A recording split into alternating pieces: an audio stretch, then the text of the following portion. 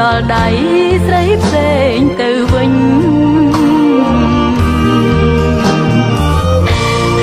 តើឲ្យខ្ញុំ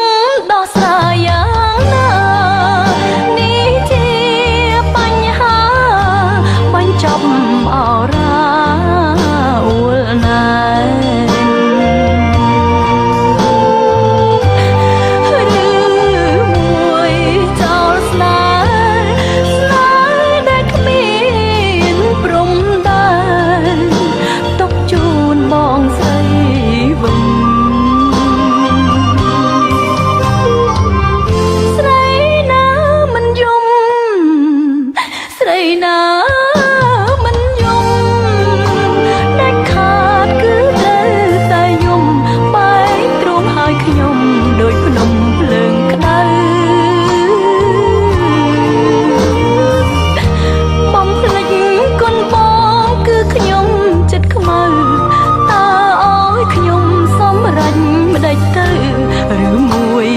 ត្រូវ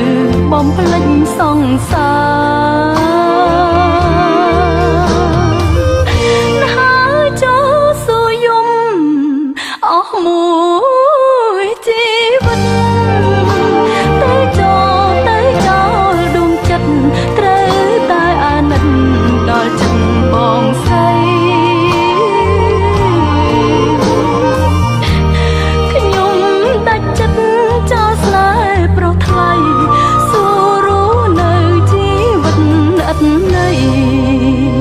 ធ្វើជាប្អូនថ្លៃប្រថ្លប់ស្រឡាញ់